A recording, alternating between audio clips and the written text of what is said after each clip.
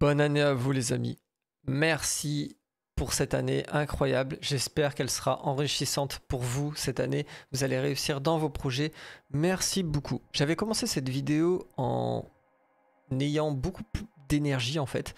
Et je criais dans le micro. Donc je m'apercevais que j'avais pas besoin de crier dans le micro. Et pour que ça soit agréable pour vous aussi, ben j'ai juste à parler normalement.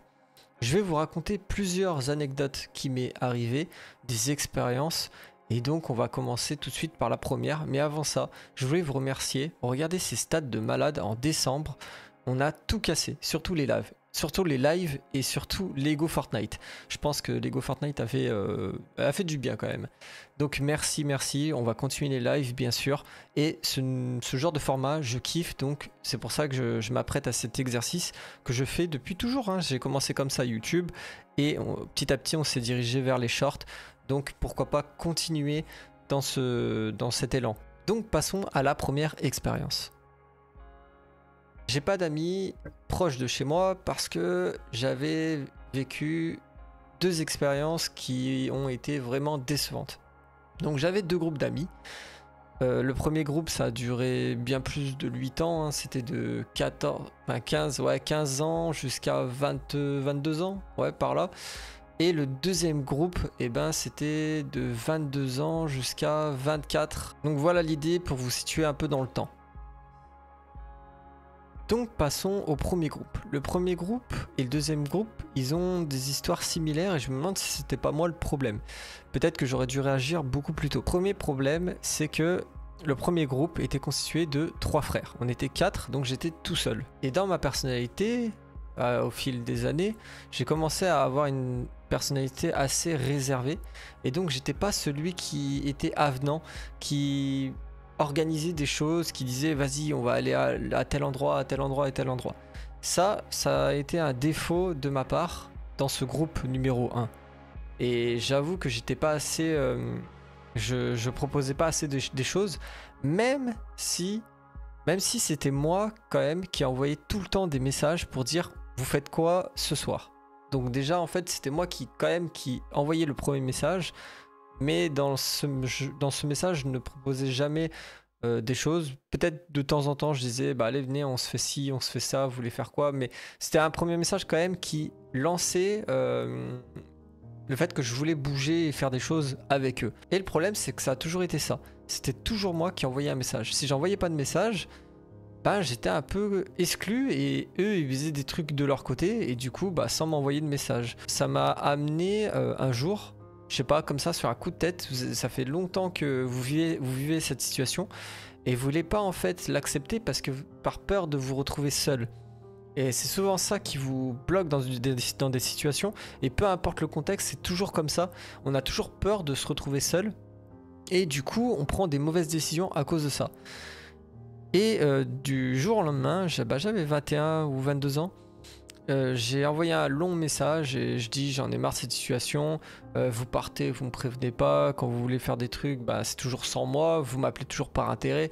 Et c'est vrai, quand ils avaient plus de voiture, à un moment, une période, je me rappelle, bah là ça m'appelait pas mal. J'ai trouvé ça pas sympa, donc j'ai tout arrêté, j'ai dit bah allez je coupe les ponts et tout ça, c'est ciao.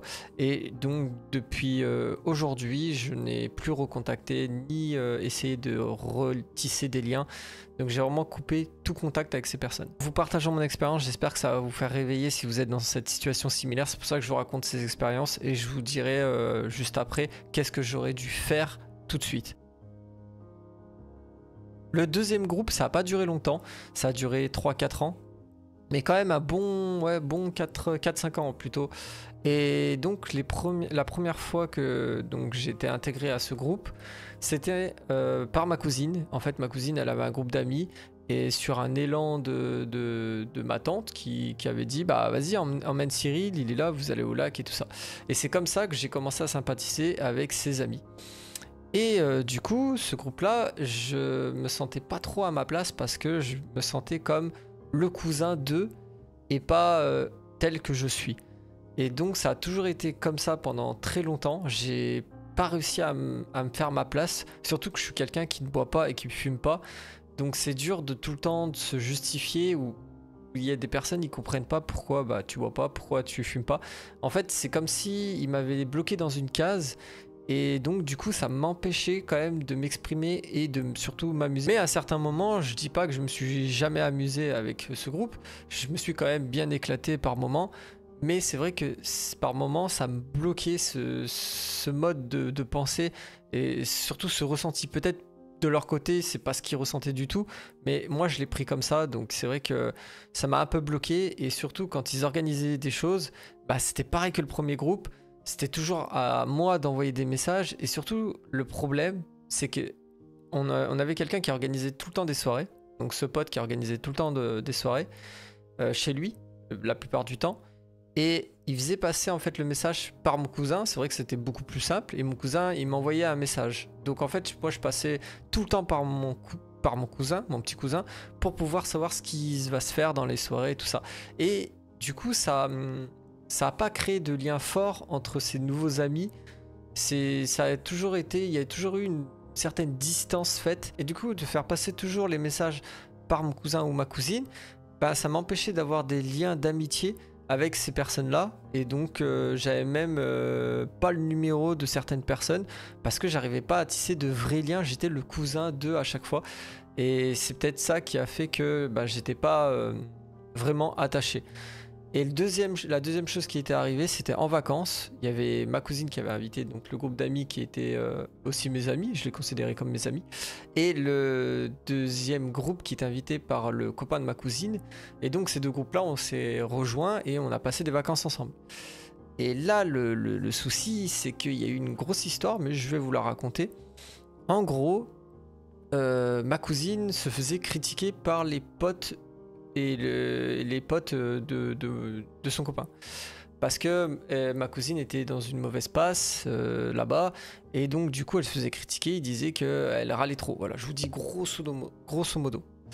Et en gros, bah, moi j'étais à la plage, enfin avant d'être à la plage, le soir même, ça m'a atteint cette histoire, mais je vous dirai pourquoi après. À la plage, avant d'être à la plage, le soir où ça s'est passé, bah, j'étais avec le deuxième groupe qui critiquait plus ou moins. Et moi j'étais neutre, franchement je faisais ma life, je kiffais, et ce qui se disait, bah, ça rentrait, ça sortait, donc je suis pas ce gars qui prête attention ou qui ouvre sa bouche et tout ça. Et donc du coup, je suis allé avec eux, et après la soirée se termine et tout ça, mais elle se termine un peu fade. Le lendemain, donc on part à la plage et tout ça, et il y a que ma cousine et moi, parce que les autres, je sais plus où, qui s'étaient partis, tout ça, et ma cousine profite de me parler, et on commence à parler avec ma cousine de plein de choses, de la famille, nana et tout ça. Et elle me pose une question, elle me dit, ouais j'en ai marre, je sais qu'on me critique, s'il te plaît, tu peux me dire ce qui s'est dit hier et tout ça. Moi je lui dis bah ouais il y a des gens qui disent des choses mais sans plus, voilà, comme tu sais tu le sais, on se fait tous critiquer, il y a toujours des gens qui donnent des avis sur les autres. Et elle commence à pleurer, donc moi je me sens mal parce que c'est quand même un membre de ma famille. Au moment où elle pleure, elle me supplie de lui dire qu'est-ce qui s'est dit, et moi je lui dis grosso modo il y a des gens qui disent que tu te plains. Et j'ai vraiment pas lâché de nom pour pas blesser qui que ce soit parce que j'ai été vraiment neutre. Et donc on arrive fin de journée, même le soir, il me semble que c'était. Et là ma cousine elle m'appelle, donc je vais dans leur chambre et elle appelle le frère de son copain. Et là d'un coup elle lâche une bombe. C'est un truc, je pense que dans la vie, si quelqu'un vous fait ça, faut plus lui parler. Parce que là c'est un membre de ma famille, mais faut plus lui parler. Quand tu te confies à quelqu'un, t'es pas censé le répéter aux autres parce que ça peut faire très mal à la personne. Et moi, ça m'a fait passer pour quelqu'un qui parle sur les autres du coup, parce qu'elle a dit ouais, il y a mon cousin qui m'a dit que t'avais dit ça sur moi. Alors imaginez la violence de ça, mais la violence que je me suis pris parce que tous les autres copains, ils pensaient que c'était moi le problème. En fait, ils ont tous déversé leur frustration sur moi. Et j'ai vraiment, je sais pas, je me suis replié sur moi-même. Et j'ai été très blessé. mais j'ai quand même réussi à me détacher de ça. Et donc voilà, je me suis senti très mal. Après, tout le monde était libéré parce qu'on a su gérer le problème. Vraiment, moi j'ai toujours été neutre et je suis resté neutre. J'ai vraiment essayé d'adoucir le problème en disant j'ai dit personne, j'ai dû me justifier parce qu'on m'a emmené là où je voulais pas. Je trouve ça vraiment pas sympa d'avoir fait ça. J'ai l'impression que comme ils savaient que j'étais au milieu, ils se sont dit oh lui ça sera le bourreau, le punchy ball, allez on va tout lui mettre dans la gueule, on va lui dire que c'est sa faute. Mais c'est une dinguerie ce qui s'était passé, franchement j'en veux un peu parce que par la suite quand on est rentré, bah après ça s'est apaisé en fin de soirée, donc ça va, tout le monde s'est relâché, tout ça, ça s'est apaisé. Mais quand on est rentré de vacances, ils ont tous, ils se sont organisés donc une soirée, et je crois que c'était un anniversaire et tout ça, donc ils ont pu se regrouper, sauf moi. Et de là, bah, ils ont parlé de ce qui s'était passé, mais sauf que moi, pas présent, j'ai jamais eu l'opportunité de m'exprimer là-dessus, de donner mon avis. J'étais là, ça s'est résolu, mais j'en ai pris quand même plein la gueule. Enfin, il n'y a pas eu une seule excuse de leur part. Il y a eu de la lâcheté, parce que je vous dis, je dis les mots, je dis les termes, parce qu'ils ont créé un groupe de vacances. D'habitude, je partais en vacances avec eux, et l'année suivante, il y avait un groupe de vacances qui a été créé depuis longue date. Et on m'a fait croire qu'il a été créé depuis 1 mois juste pour pas que je sois trop vexé. Mais encore une fois, c'était parce qu'une amie à eux a été désistée. Et donc, ils avaient besoin de quelqu'un pour la remplacer, pour payer moins cher le loyer. Je dis les termes, les gars. Mais je trouve que c'est vraiment honteux. Et j'espère que un jour, ils pourront réaliser que ça a fait mal à quelqu'un. Et puis voilà.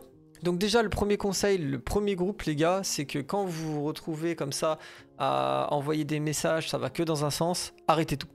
Vraiment, je vous en supplie, arrêtez de vous torturer, arrêtez tout. Si vous posez des questions sur la moindre relation, des choses qui sont déplacées, vraiment arrêtez tout, les gars. Arrêtez tout, c'est le plus grand conseil. Vous faites plus du mal à essayer de persister, à avoir une meilleure relation avec ces gens-là, que de vous retrouver seul et d'essayer de retrouver d'autres personnes qui sont plus saines. Donc vraiment, fuyez. Le deuxième groupe, qu'est-ce que j'aurais dû faire? C'est, comme je vous ai dit, de pas faire passer les messages par mon cousin, mais de forcer les choses et envoyer un message directement à ceux qu'ils organisaient et de m'intéresser un peu plus, leur demander leur numéro de téléphone, leur demander comment ça allait, leur envoyer plus de messages et tout ça. J'étais moins... Comme je vous ai dit, ce qui m'a pas permis d'être comme ça, c'est parce que je voyais qu'il y avait des intérêts derrière leur demande, ils me considéraient plus comme le cousin d'eux et pas Cyril. Vraiment, les amis, si vous avez un groupe comme ça, similaire, essayez de vous intéresser à tout le monde et demandez-leur leur numéro, après vous leur demandez comment ça va, essayez de vraiment créer des liens, et c'est là que je pense que ça peut changer les choses.